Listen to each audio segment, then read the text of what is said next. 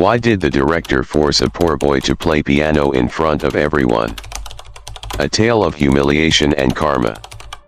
Have you ever wondered what would happen if life gave you one chance to change everything but placed you in a world where you never truly belonged?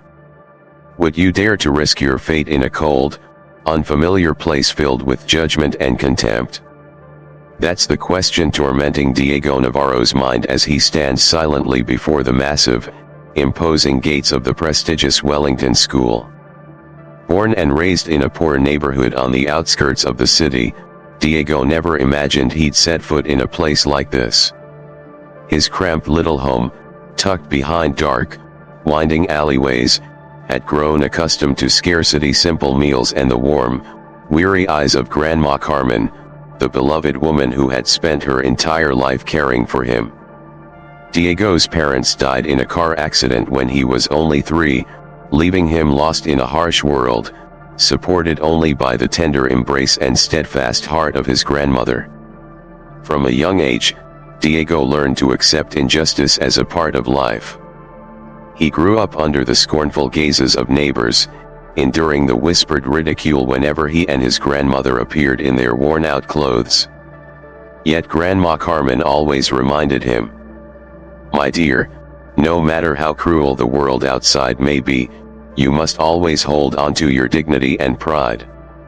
In his small world, Diego found a special friend, a battered old piano left behind by a neighbor in the basement of their crumbling apartment building. Its yellowing keys, time-faded whites, and scratched blacks told the story of a forgotten life. But to Diego, that piano was a paradise, his escape from the shadows of poverty into the sweet melodies he composed himself. In that private world, he could be free, light-hearted just like any other child. The day he received news of his full scholarship to Wellington, Diego felt the world spin around him. Grandma Carmen cried tears of joy as she embraced him, but in her kind eyes, there was also a flicker of worry. She knew too well that behind those golden gates lay a world unfamiliar and cold, where Diego would face even harsher judgment than anything they had known.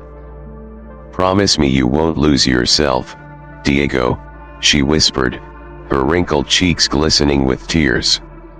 "Remember, you are no less than anyone else in that place. Show them your true worth." On his first day, Diego wore a faded dress shirt, scuffed jeans with a small hole at the knee, and the same old sneakers that had carried him through many winters. As the iron gates of Wellington creaked open, his heart tightened. He stepped onto the glossy marble courtyard, every step watched by cold, calculating eyes.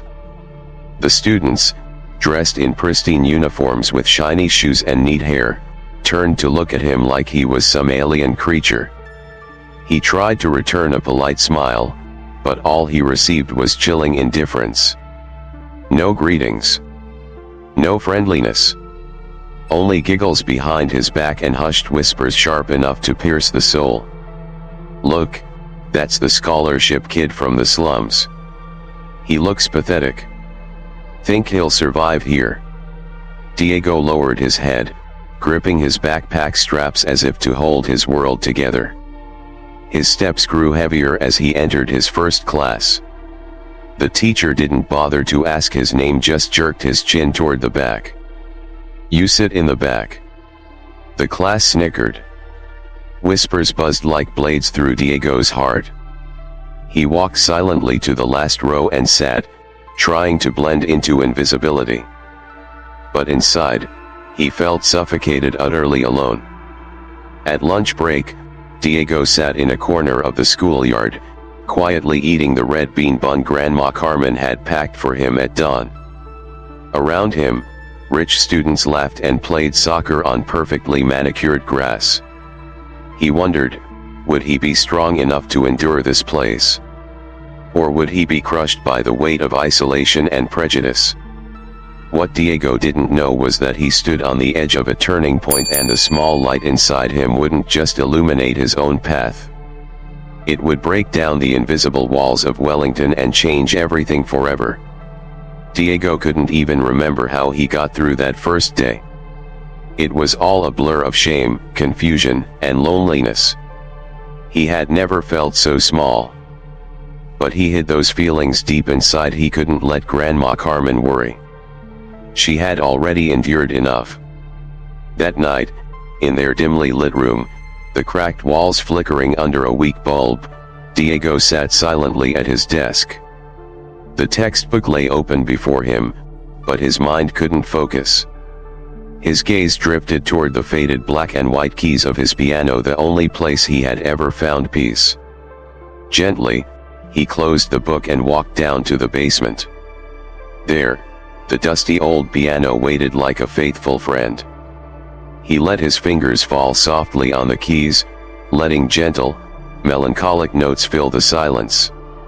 In that moment, Diego allowed his pain to flow into the music, letting it soothe the wounds of the day. The next morning, stepping through the iron gates again, Diego told himself to be stronger. But nothing had changed. The eyes still followed him, curious, judgmental. Laughter trailed him through the halls like shadows. He tried to block it out, throwing himself into his studies as if knowledge alone could shield him. But the more he tried to disappear, the more he became a target, especially for Thomas, the arrogant soccer captain with perfect hair and too much confidence. Thomas never missed a chance to remind Diego he didn't belong. "Hey Diego, love the shoes. Limited edition, poor kid model, right?" Thomas sneered, earning roars of laughter from his crew. Diego clenched his fists, swallowing the anger. But silence only fed the bullying. And deep down, he realized that by staying quiet, he was allowing it to grow. One day, sitting alone in the yard during lunch, a shadow approached. Diego looked up to see Principal Henderson, the sharply dressed, cold-faced man who always wore flawless suits. "Hello, young man," Henderson greeted with calculated formality, eyes void of warmth. "I hear you play the piano." Diego hesitated, then replied quietly, "Yes, sir, a little." Henderson smirked, a flicker of mockery in his eyes. "Interesting," he said cryptically, then walked away, leaving Diego puzzled and uneasy. Day by day, the isolation at Wellington grew heavier. Students began avoiding him openly. The cruel whispers multiplied. The stares reminded him daily he was an outsider. Diego endured it all. But every word, every glance, cut deeper into his pride. At night, the piano's notes became his only solace, a fragile hope that maybe, someday, someone would see his true worth. Then one Wednesday morning, in music class, Ms. Morales announced the upcoming event for new parents, a tradition at Wellington where students showcase their artistic talents. As she finished, Principal Henderson entered with a sly smile. "I believe Diego Navarro should open the event, with a piano performance. I'm sure he'll surprise us." The class erupted with gleeful whispers and giggles. Diego instantly understood this wasn't an opportunity. It was a trap. A stage to humiliate him. That evening, Diego walked home heavy-hearted. But when he saw Grandma Carmen smiling by their modest dinner, he said nothing. He didn't want to worry her. Later, in the dark basement, Diego poured his emotions into a new melody. Grandma Carmen watched silently from the stairs, sensing the silent storm inside him. She wiped a tear away, quietly believing her grandson would overcome everything, but unaware that the real storm had only just begun. As the performance day approached, the pressure became suffocating. The ridicule intensified. "I bet he won't hit a single note on that Steinway," Thomas laughed. "Maybe he's never even seen a real piano," a girl added mockingly. Their laughter stabbed like knives. Diego never thought the one thing that gave him strength, music, would make him a joke. But what hurt most was realizing that Principal Henderson, who should have been his protector, was behind it all. Why did he hate Diego so much? That night, Diego sat at the old piano. The dim bulb cast warped shadows across the walls.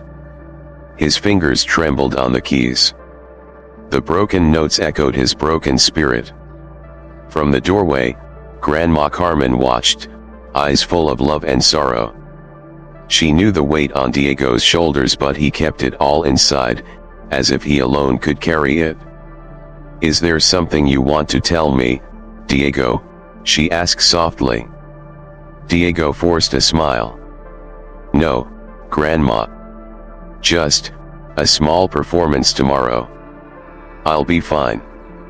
She sat beside him, gently stroking his curly hair. "I believe in you, Diego. Whatever happens, remember music is your safe place. Don't play to please them. Play to show who you truly are. And never let anyone take that away from you."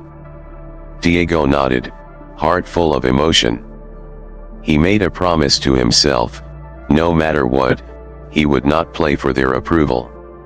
He would play for himself, for Grandma Carmen, and for every storm he had survived.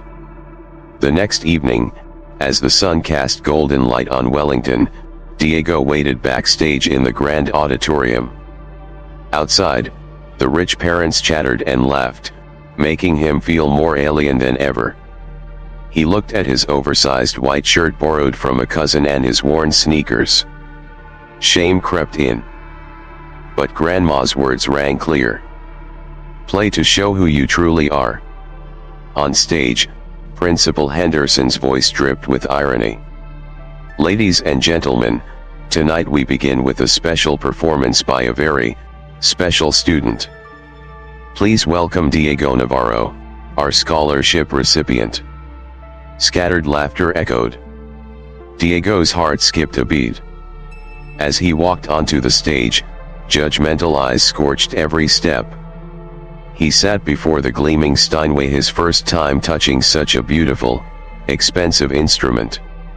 He closed his eyes, drew a deep breath, and began to play. The first notes were soft, delicate like silent tears. But then, they surged powerful, unrelenting, pouring out every ounce of pain, fury, and hope in his soul.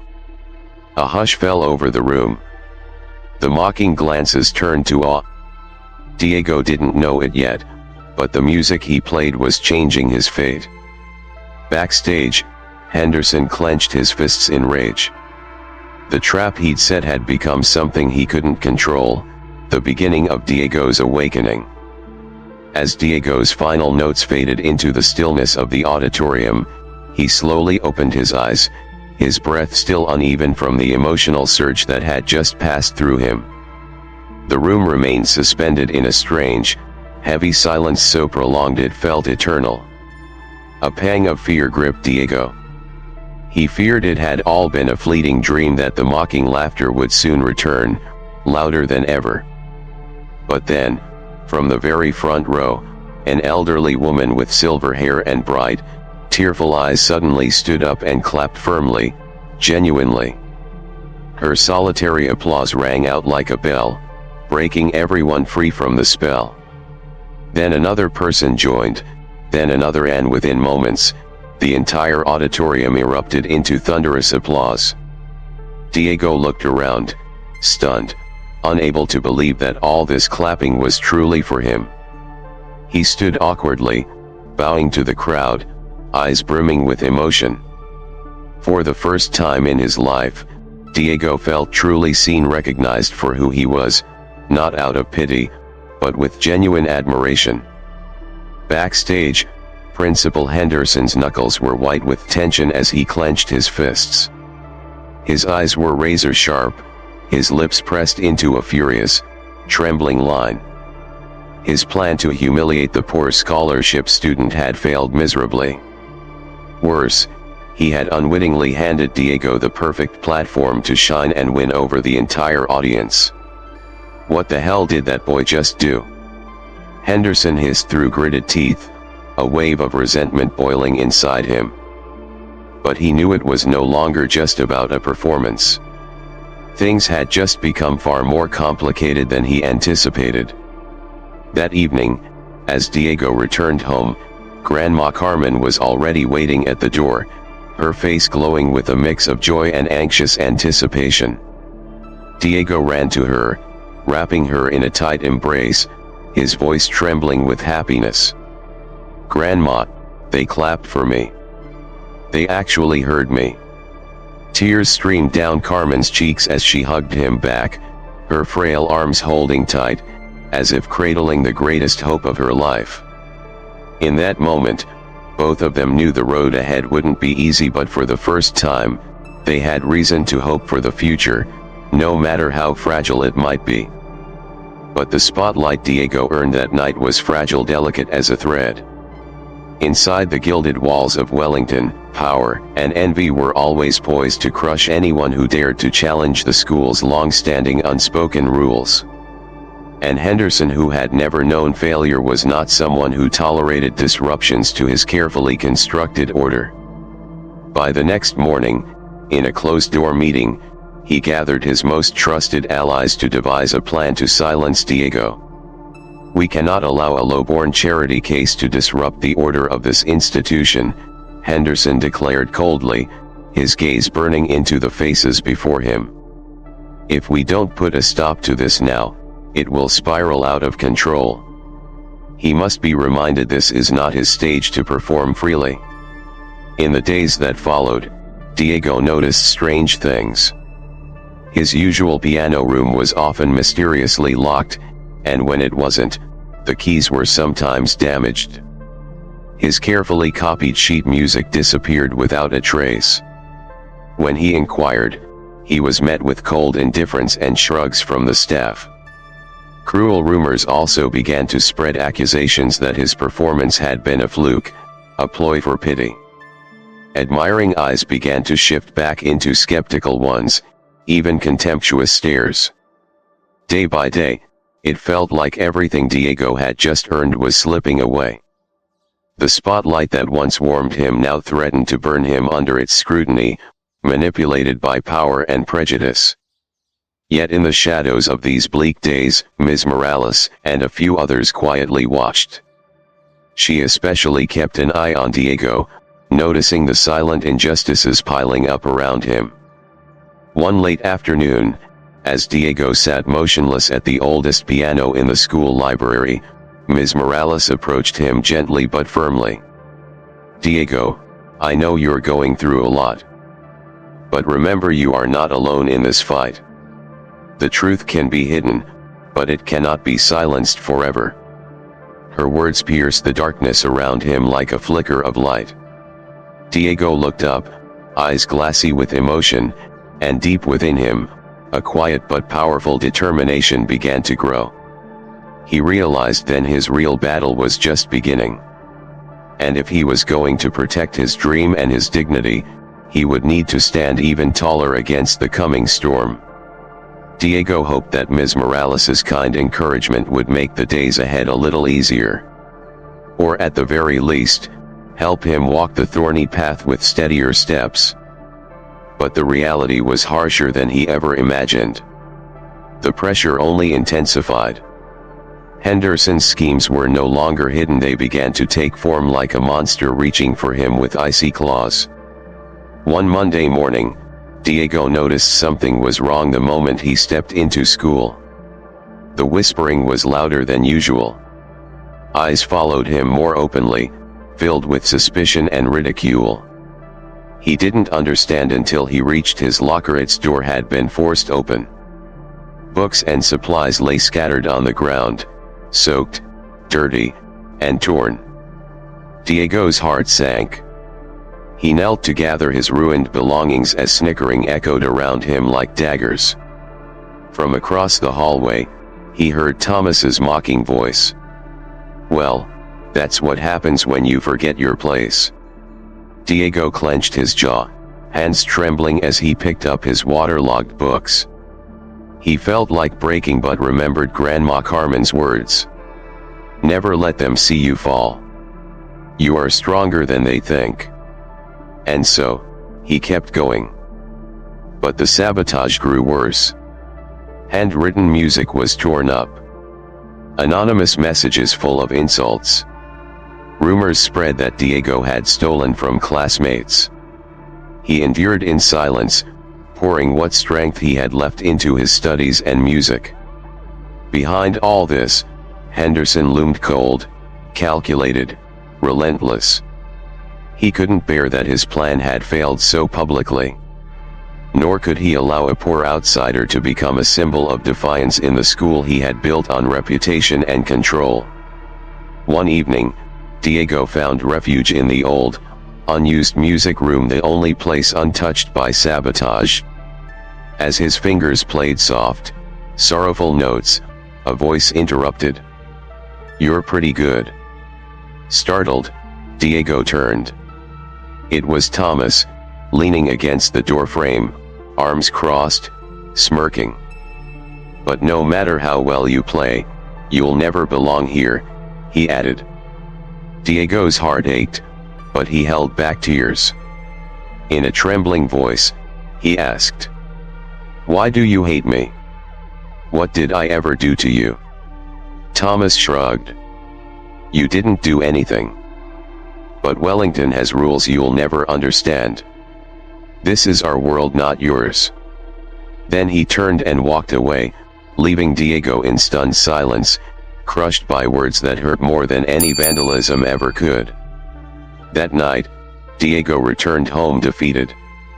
Grandma Carmen waited beside a long cold dinner, worry etched into her face. She tried to smile as warmly as she could. "You okay, Diego?" she asked gently, her voice raspy with age. Diego sat beside her in silence, then suddenly burst into tears, the ones he had held in for days. She quickly embraced him, patting his back softly. "Cry it all out, my dear," she whispered. "But when you're done, get back up stronger. I'm here. And I believe in you." Her words were a flicker of light in the darkness. Diego realized he was not truly alone, not with Grandma, and not with people like Ms. Morales who still believed in him. The next day, Diego approached Ms. Morales and told her everything. She listened carefully, her eyes flashing with emotion and fury. Finally, she placed a firm hand on his shoulder. "You've been brave, Diego. Now it's time for us to fight back. No one is allowed to hurt you like this anymore." But neither of them knew the scale of what they were up against. This wasn't just bullying. This was a battle against the deeply rooted power structure of Wellington, led by a man who would do anything to protect his empire. Diego was about to face trials harder than he had ever known, and the darkness ahead was only beginning to awaken. After his conversation with Ms. Morales, Diego didn't find school life any easier. But for the first time, he didn't feel completely alone. Despite the cold stares and biting whispers, he carried a small light inside, a fragile but real sense of belief. True to her word, Ms. Morales spoke up in the next faculty meetings. At first, her colleagues responded with indifference or discomfort. But slowly, her sincerity began to reach a few, especially Mr. Rios, the veteran history teacher. One quiet weekend afternoon, as Diego practiced on the old piano, the music room door opened softly. He turned quickly. It was Mr. Rios, his silver hair and deeply lined face framed by kind, thoughtful eyes. "Can I help you, sir?" Diego asked, nervous. Mr. Rios approached, placing an old music book on the piano with a gentle smile. "I heard you love piano," he said.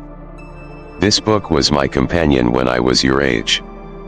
I think it'll serve you well." Diego held the book tenderly, warmth flooding through him. "Thank you, so much." The teacher placed a reassuring hand on his shoulder. "I've taught here over 20 years.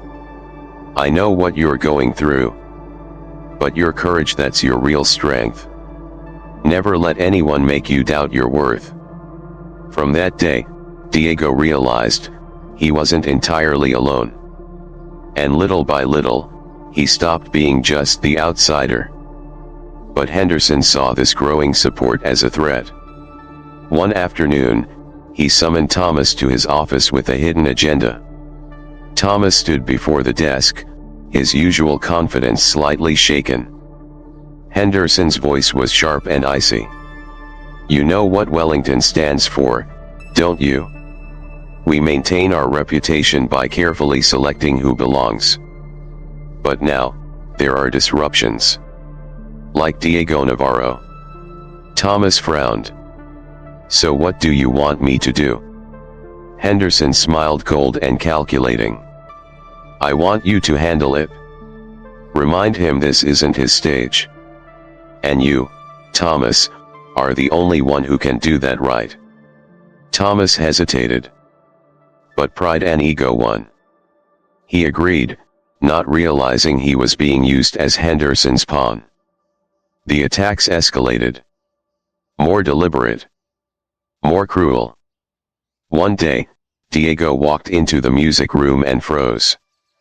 The piano he loved, the one he'd played during his first performance, was shattered. Keys broken. Strings ripped out. His heart stopped.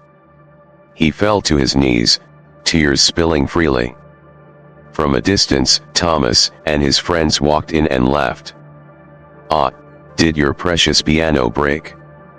Must have been your amazing playing," Thomas sneered. Diego clenched his fists, sobbing. For the first time, he felt like he had no strength left. But then, the door opened again. This time it was Ms. Morales and Mr. Rios.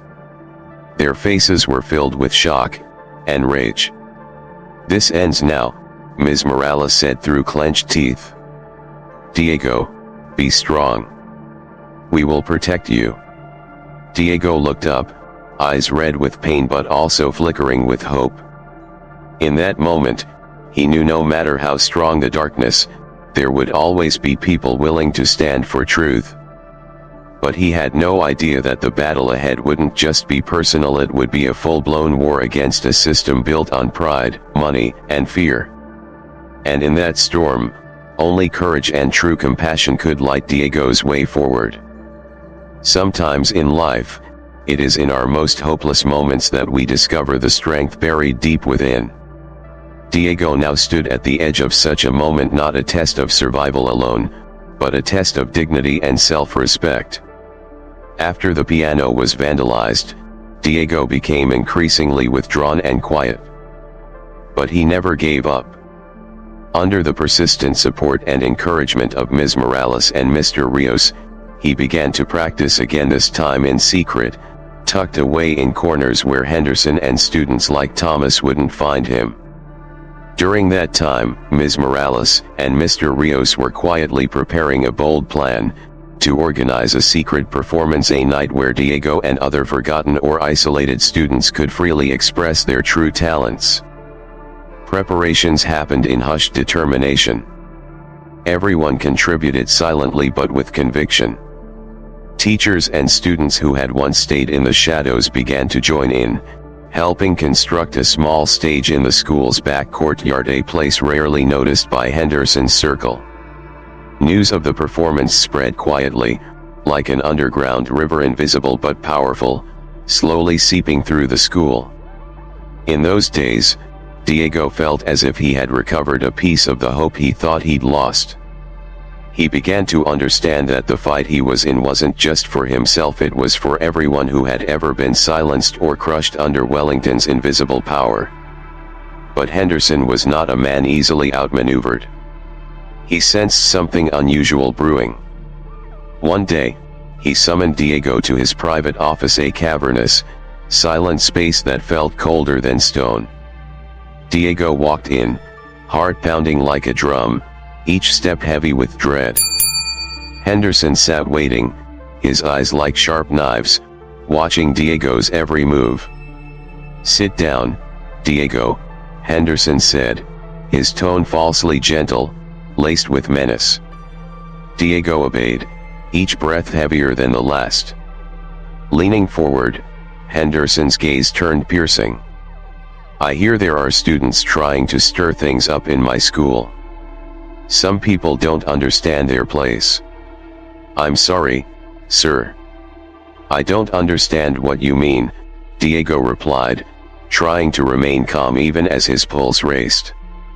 Henderson let out a dry, mocking chuckle. Oh Diego, don't play innocent. You know exactly what I mean. Let me be clear, Wellington is not a place for people like you to express themselves. This school has rules, order, and anyone who defies that pays the price. For the first time, Diego raised his head and met Henderson's stare. His voice, trembling yet firm, rang out, Sir, I came here to learn. I've done nothing wrong. If my effort and talent offend you, then I don't know what else I can do. Henderson's face darkened with rage. His hands clenched tight on the desk. But within seconds, he regained his icy composure and replied in a venomous tone, You'll understand soon enough. Stop while you still can. Diego left the office shaken but more determined than ever. He knew that if he backed down now, he would forever lose his dignity and self-worth. He had to keep fighting not just for himself, but for all those who had ever suffered in silence under the guise of prestige. That night, the eve of the secret performance, Diego sat alone at the small piano in his apartment basement. A single dim bulb cast a flickering light over his face, etched with worry. His fingers glided softly across the keys, the music fragile, aching like the echo of his soul, lonely, yet unyielding. Grandma Carmen sat beside him, gently placing a hand on his shoulder. Tomorrow is a big day, isn't it, my dear? Diego nodded. Yes, Grandma. It could be the turning point of my life. She smiled softly, her eyes full of love and pride. No matter what happens tomorrow, remember your worth isn't determined by their approval. It's something you carry inside. I will always be proud of you, Diego. Her words lit a fire in his heart. For the first time in a long while, he wasn't afraid. Diego decided that when he stepped onto that stage tomorrow, it wouldn't be to prove anything to Henderson or anyone else, it would be to honor himself, and everything he believed in. What he didn't know was that this performance would become more than just a recital. It would be an earthquake that would shake Wellington to its very foundation, exposing everything Henderson and his allies had tried so hard to bury. Because sometimes, all it takes is a single flame to burn down a fortress. And Diego was that flame. That afternoon, an unusual tension blanketed the halls of Wellington. From the silent corridors and shuttered classrooms to the schoolyard painted in the gold of a fading sun, everything felt still, waiting for something unexpected. Diego stood alone in the back courtyard, his heart pounding. The small stage had been hastily constructed, just a few borrowed chairs from the cafeteria, old spotlights rigged above, and a modest piano smuggled in without fanfare. It was humble, imperfect, but to Diego and those beside him, it was a fortress. A place where their voices could rise without fear. As the sun dipped below the horizon, the first guests began to appear, a few curious teachers, quiet parents, and students who had long lived in Wellington's shadows, those who had been overlooked, dismissed. One by one, they entered the small courtyard, their faces a mix of anxiety and anticipation. Behind the rows of chairs, Ms. Morales and Mr. Rios stood together, eyes filled with tension but also resolve. They knew they were risking everything, their careers, reputations, futures. But they also knew this was the moment when truth had to speak. And Diego, standing quietly beside the piano, felt the weight of the world resting in his hands. In that moment, he thought of Grandma Carmen, of her voice, her smile, her unwavering belief. He knew her heart was with him tonight. As the last guests took their seats, Diego drew a deep breath and walked onto the stage. Under the dim bulbs, his face shone brighter than ever, calm, focused, courageous. He bowed respectfully, then took his seat before the piano. Closing his eyes, he placed his fingers gently on the worn but familiar keys. And then he played. The music began softly, tenderly, like a whisper from Diego's heart. Gradually, the notes grew bolder, fuller, carrying pain, anger, and above all, hope.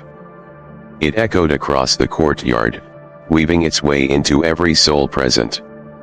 For those listening, teachers, students, parents, it was as though they were witnessing something sacred. Eyes welled with tears.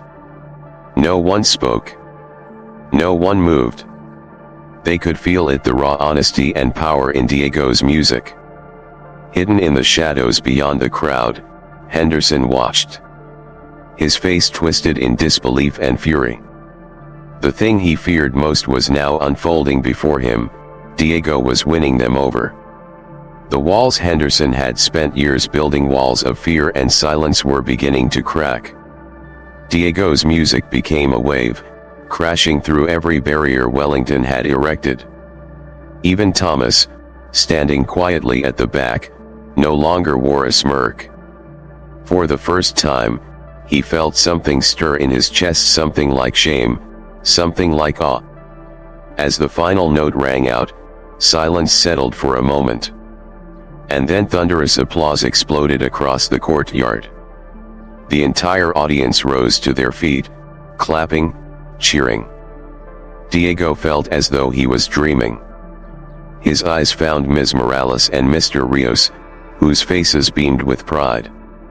And for the first time in what felt like forever, warmth bloomed inside Diego, melting the cold years of pain.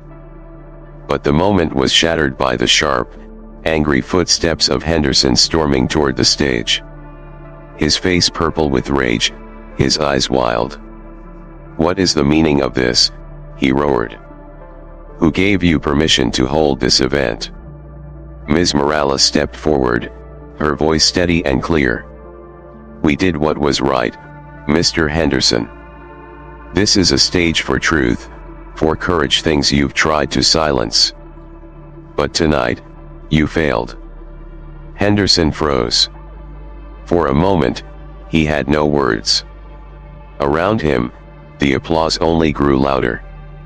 And Diego knew no matter what came next, he was no longer invisible. What he didn't yet know was that this was just the beginning of a far greater battle, one that would shake Wellington to its core, revealing long-hidden truths that Henderson had buried for years. The small flame Diego had lit had grown into a blaze. And from this moment on, nothing could put it out. The very next morning, Wellington was still reeling from the emotional aftershocks of the night before. In every hallway, every classroom, every glance exchanged, people whispered about what had happened. Some praised Diego as a brave young hero. Others worried about the consequences he might face. But one thing was certain: Diego Navarro was no longer an invisible shadow. He now stood at the center of a growing storm. On the other side of that storm, Henderson had no intention of surrendering. That same morning, he called an emergency meeting with Wellington's disciplinary board. His voice was cold and sharp as a blade as he announced his intention to take severe action against everyone involved in the unauthorized performance. "We cannot tolerate this act of rebellion," Henderson declared, his icy eyes sweeping over the teachers. "Anyone who breaks the rules will be held accountable, no matter who they are." After that meeting, a suffocating tension fell over Wellington. Teachers like Ms. Morales and Mr. Rios, who had openly supported Diego, began receiving harsh warnings. Others, once sympathetic but still afraid, began to distance themselves from him. Diego felt the chill of isolation creeping back into his life. But this time, it didn't stop at warnings or avoidance. One morning, as Diego entered his classroom, he found an envelope sitting on his desk. His hands trembled slightly as he opened it. The message inside was brutal and cold. "Who do you think you are, breaking the order of this school? If you know what's good for you, leave Wellington now before it's too late." Diego bit his lip, heart pounding with a mix of fear and rage. But he took a deep breath, steeling himself. He understood now he was up against a force far more dangerous than he had imagined. But he also knew, there was no turning back. That afternoon, Diego brought the letter to Ms. Morales. Her face went pale as she read it, her eyes flashing with fury and grief. She gently placed a hand on his shoulder and said, her voice calm but unwavering, "Diego, I know this is frightening. But we can't let fear shake our resolve. What you're doing is right. I'll stand with you always." What neither of them realized was that the situation had already spiraled beyond Wellington's walls. Whispers and rumors spread quickly among parents and prominent alumni. Outside attention was growing, and Henderson's grip on the school was beginning to slip. Meanwhile, Thomas, the former ringleader of Diego's torment, found himself in unfamiliar emotional territory. He had witnessed everything, the pressure Diego endured, the courage he showed. For the first time in his life, Thomas began to question whose side he was really on. One afternoon, Thomas crossed paths with Diego in a quiet hallway. Diego tensed slightly but didn't back away. "Diego," Thomas said awkwardly, his voice unsure.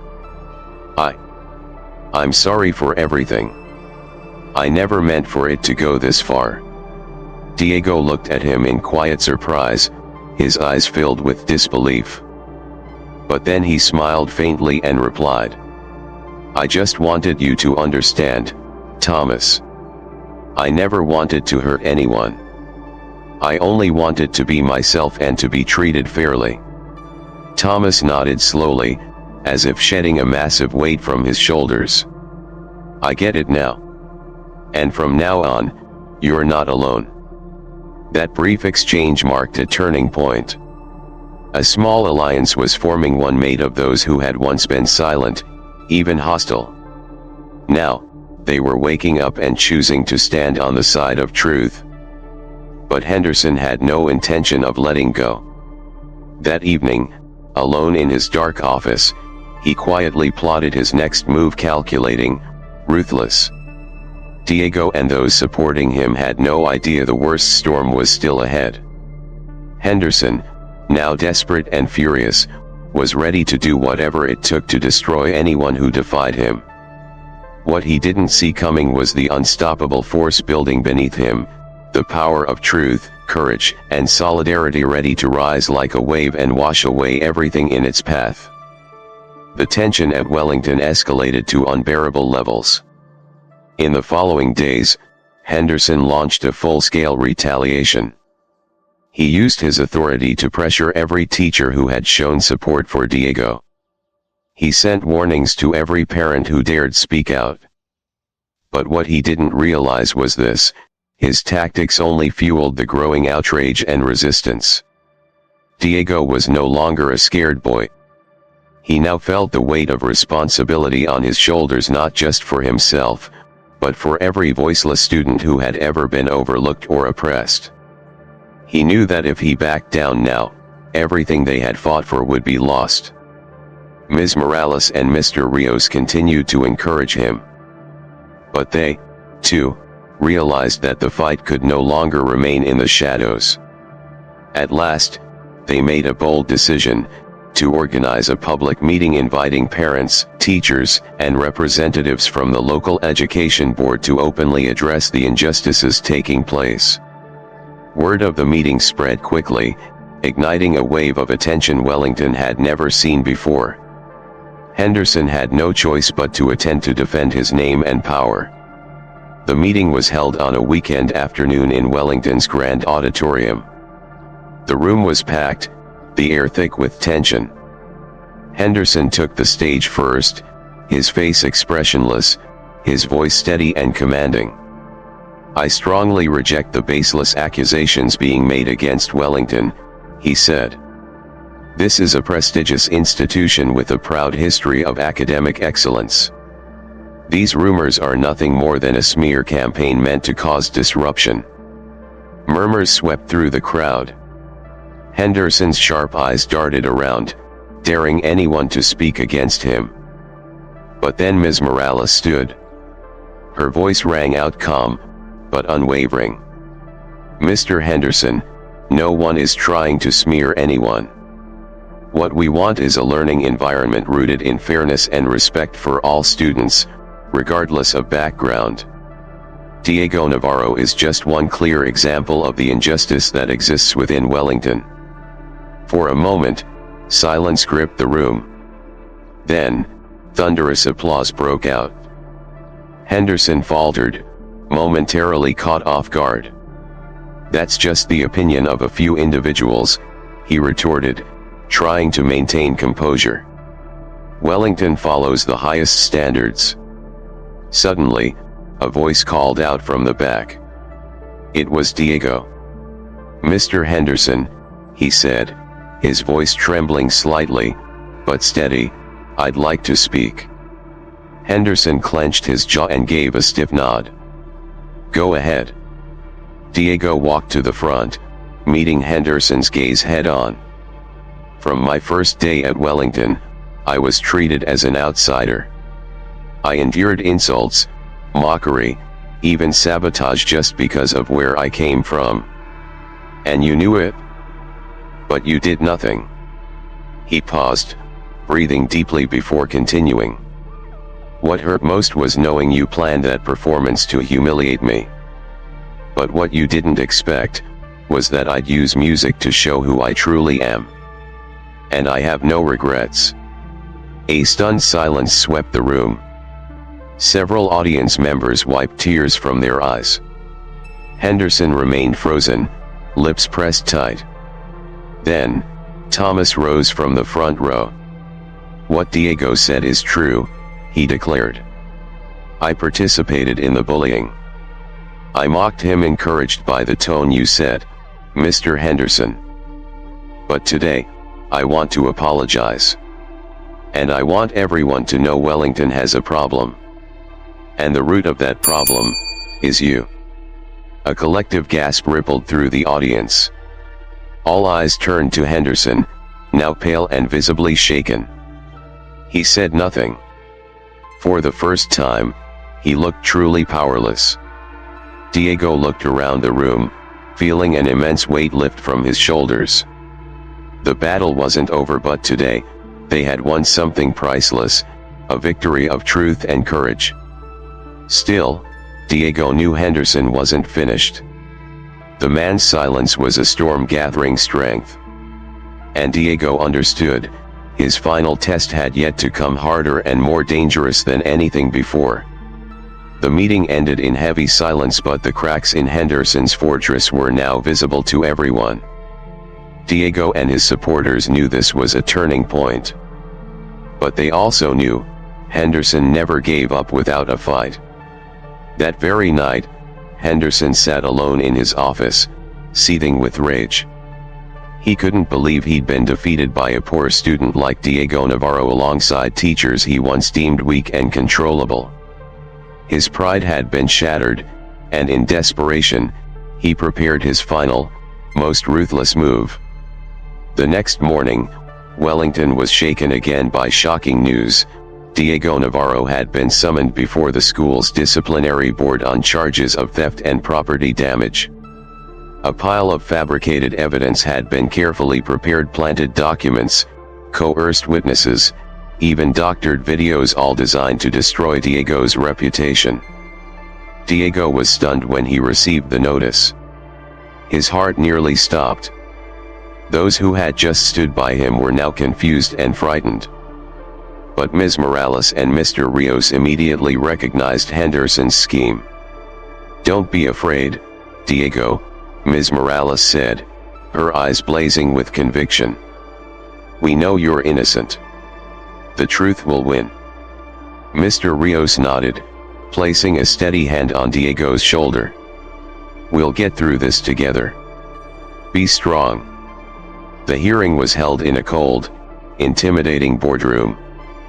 Henderson presided, confidence returned to his face like a mask. Across from him, Diego sat with hands trembling but eyes firm. Henderson began presenting the evidence: forged notes, false testimonies, manipulated footage. Then he turned to the board.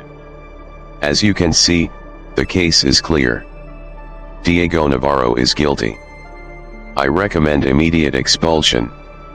A heavy silence fell.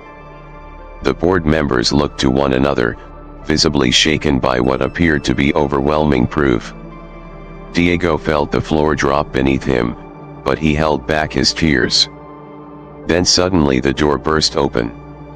Thomas entered, holding a USB drive. Everyone turned as he walked forward, voice steady. "I'm sorry for the interruption, but I have evidence that clears Diego. Everything Mr. Henderson presented is fake. This is the truth." He played the video on the projector. It showed Henderson conspiring with others to fabricate the case. His face. His voice.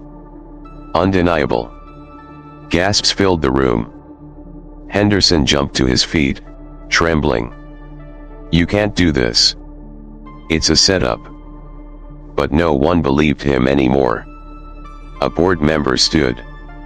"Mr. Henderson, this is conclusive. You will be immediately suspended pending a full investigation into your misconduct." Diego sat in stunned silence. Tears finally fell, not of fear, but of relief. He turned to Thomas, who whispered, "I'm sorry I let it go so far. I hope you can forgive me." Diego smiled through tears. "I've always believed people can change. Thank you." And just like that, the man who once ruled Wellington with fear, fell. Henderson's actions were fully exposed. He was removed from office, and a full investigation was launched. The final verdict: Diego Navarro was innocent. For the first time in a very long time, Wellington opened a new chapter, one defined by truth, justice, and courage. As Diego walked out of that boardroom, he knew the journey wasn't over. There would be more battles ahead. But this time, he walked with his head high, proud, not just of what he'd endured, but of what he had proven. That truth, courage, and unity could defeat even the darkest power. Have you ever witnessed someone the world once turned its back on rise, stand tall, and change the very system that rejected them? Comment number 1 if you've seen it before, number 2 if this is your first time, and don't forget to hit subscribe, because Diego Navarro's journey doesn't end with justice. It's about to take a turn towards something miraculous, toward dreams he never even dared to speak aloud. After that fateful hearing, the air at Wellington felt transformed. Henderson was officially dismissed from his position as headmaster, and every internal process, especially the scholarship review system and student classification protocols, was brought under scrutiny for reform. A new breeze seemed to flow through the halls and classrooms, carrying with it hope, transparency, and compassion. But for Diego, the victory wasn't an end, it was the beginning of a new world.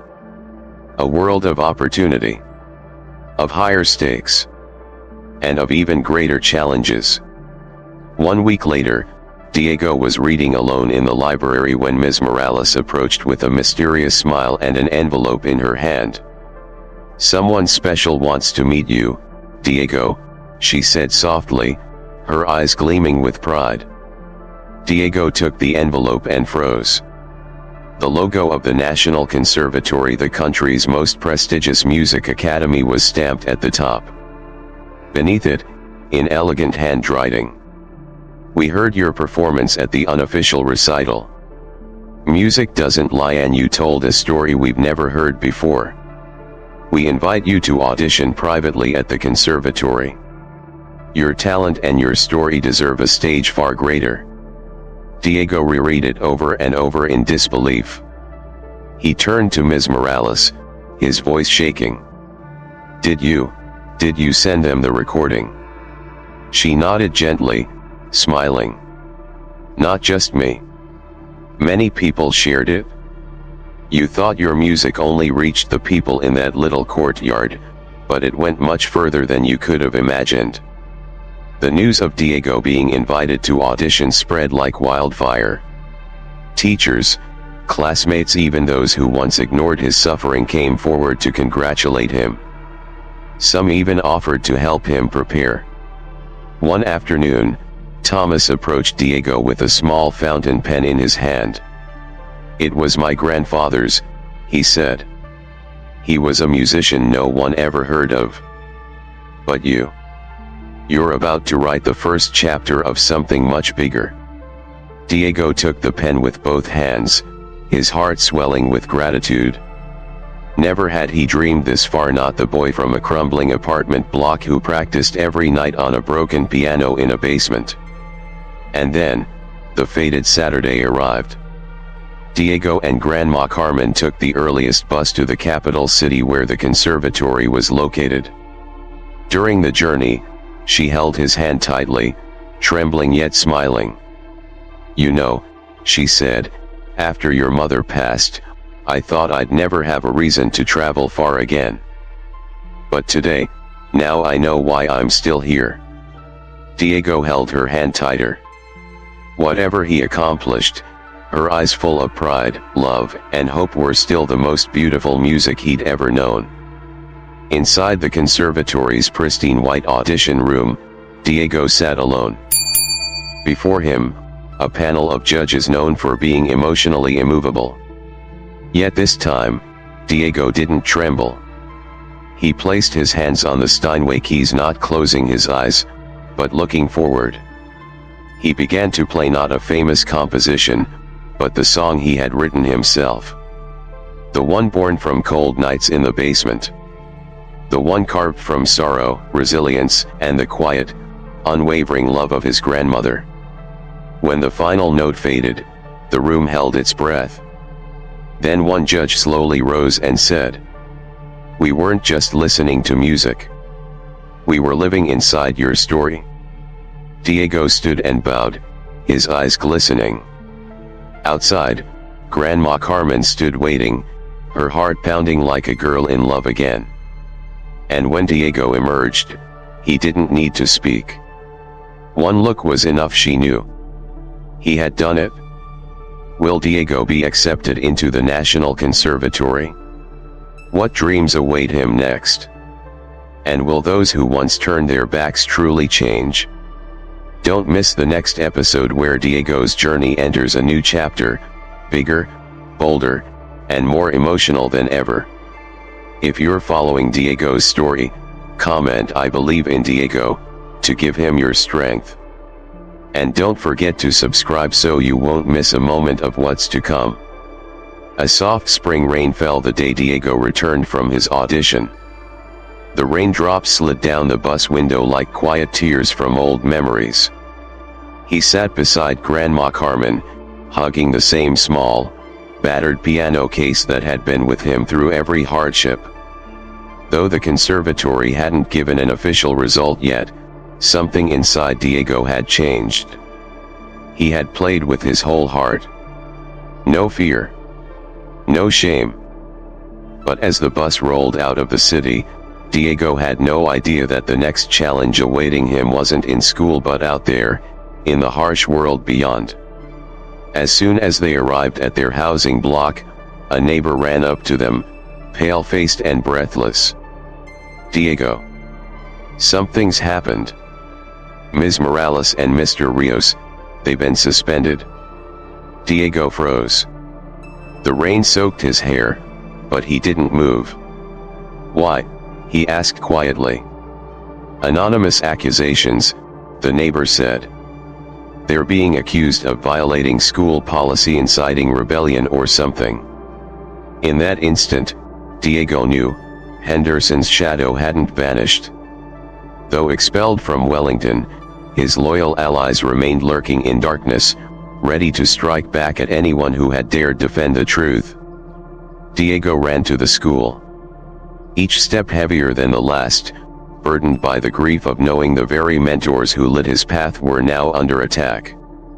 In the council room, he found Ms. Morales sitting silently, a suspension letter in front of her. Her face pale, but her eyes just as clear and defiant as the first day they met. Beside her sat Mr. Rios, calm as ever, but clearly weary. Ms. Morales. Mr. Rios, Diego's voice cracked. Is it because of me? She looked up, gently placing her hand on his. No, Diego. Don't ever think that. We knew this might happen. And we have no regrets. Mr. Rios added, his voice calm and steady. We just opened the path. But you the flame that keeps it lit. Diego couldn't speak. He bowed his head, holding their hands tightly, feeling the injustice burn fresh again just when they thought they had won. That very evening, Diego handwrote a letter to the city's Department of Education, recounting everything, the performance, Henderson's conspiracy, and the vital role Ms. Morales and Mr. Rios had played. Hundreds of other students followed. A wave of protests surged through Wellington. Signs appeared across campus. Justice for our teachers. No Morales, no new Wellington. Even successful alumni, those who once stayed silent, came forward with public letters of support. Diego knew, this time, they would not let justice be buried again.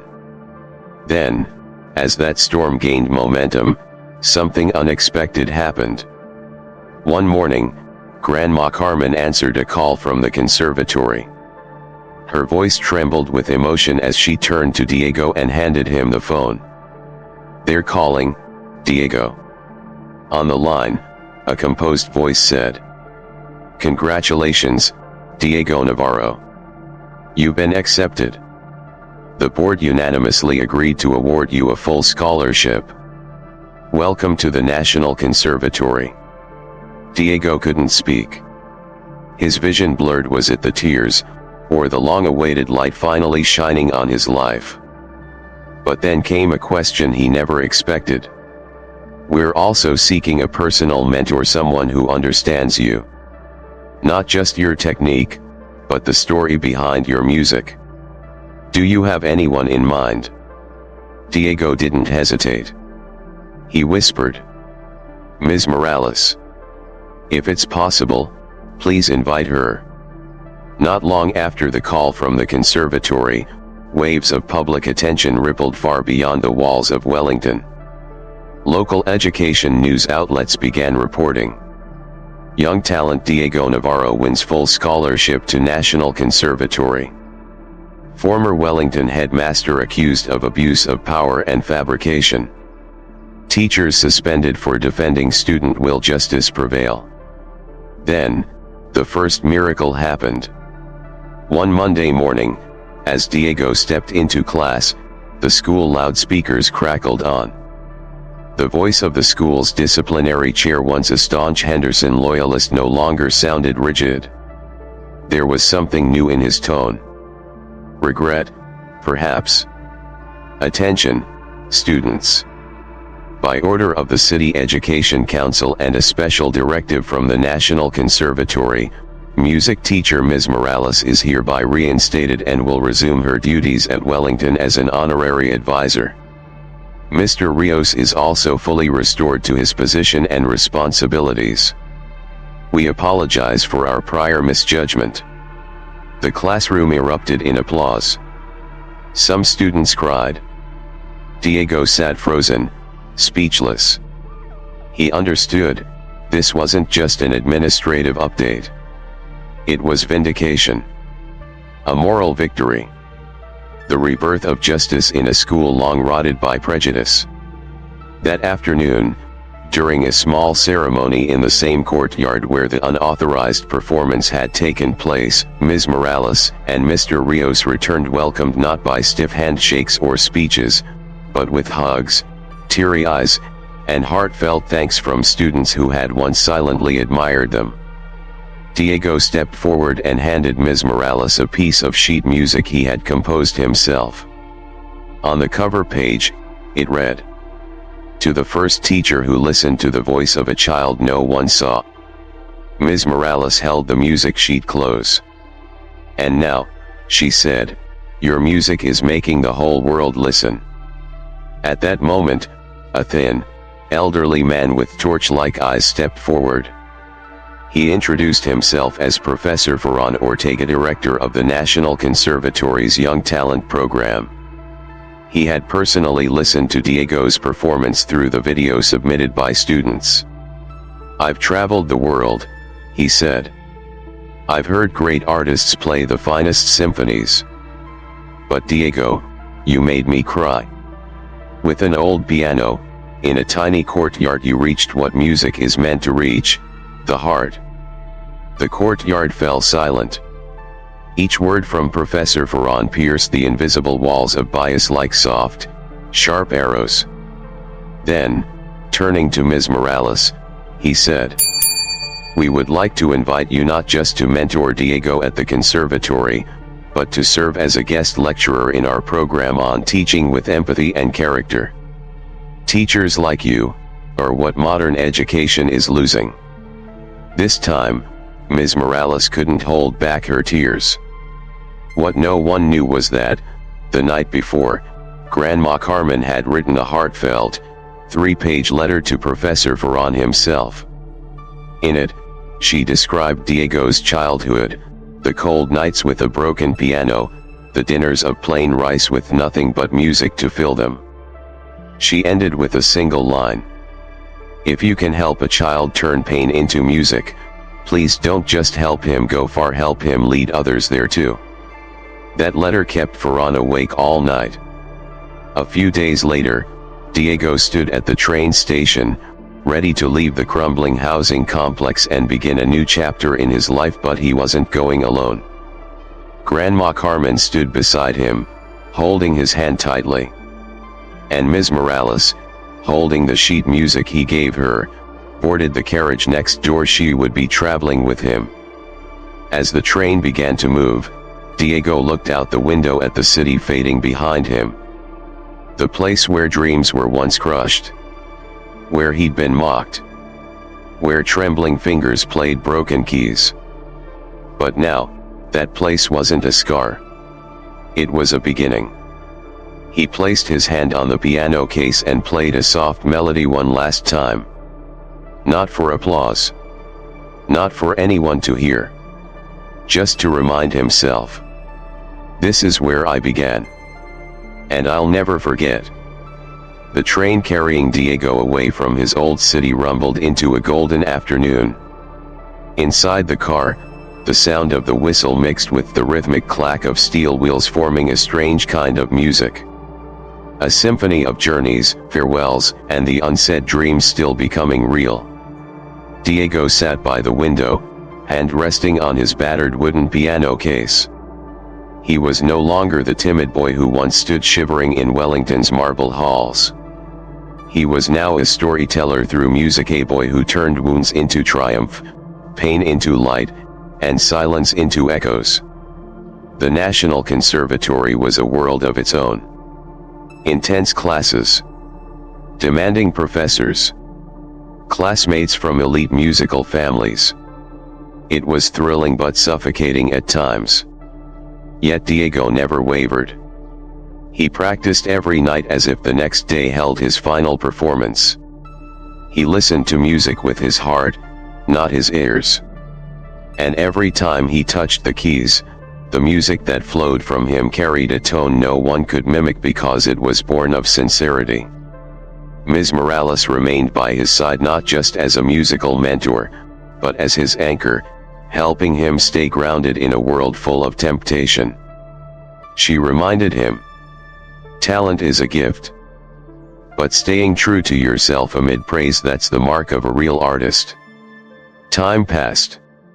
Leaves changed. Bigger stages appeared. Diego began performing not just across the country, but at international music conferences. His name began to appear in respected art journals. But wherever he went, he always brought his old piano case, the one that held his roots. And at every concert, Diego saved one song, for Grandma Carmen. He never forgot her eyes as she watched him play. He never forgot her grip at the train station. Or those dinners of plain rice, served with nothing but hope. One winter day, while on tour in Italy, Diego received word, Grandma Carmen had passed peacefully in her sleep. Her final letter reached him scrawled in shaky handwriting, but filled with love. You are my star, Diego. No matter how far you fly, I'll be watching from the little sky where I now rest. That night, Diego sat at the Grand Steinway, in front of hundreds of listeners. He said nothing. He simply played. A nameless piece. No measure. No tempo. No rules. Just the quiet sound of tears falling onto black and white keys, rising into a melody from a soul returning to the light. When he finished, the room was silent, eerily still, as if everyone had just witnessed something sacred. One audience member later wrote, I don't know what he played, but I saw the image of an old woman, clapping gently on a tiny balcony, while her grandson played below in the courtyard. Years later, a plaque was mounted at Wellington's music room. Diego Navarro Music Hall, in memory of a boy who turned silence into eternal sound. Beneath the inscription, a photograph of a skinny boy stood wearing a faded gray shirt, beside a small piano, his eyes filled with neither fear nor anger, but one simple truth. Faith. Faith that a dream, if strong enough, could survive all prejudice. Faith that the poor deserve to stand on the stage not as a joke, but as a voice that silences the crowd. Faith that music is not a contest of skill, but a journey of rediscovering oneself note by note. Diego's story ends here. But his music and the message he left behind will echo forever. Thank you for joining us. We'd love to hear from you. Drop a comment below and share. What did this story teach you? How might it shape the way you live or forgive? Your voice matters. Reading your reflections brings strength, healing, and inspiration to us all. If this story touched your heart, please like, subscribe, and share. Your support helps us create more stories that awaken the soul. Thank you for watching, and we'll see you in the next video.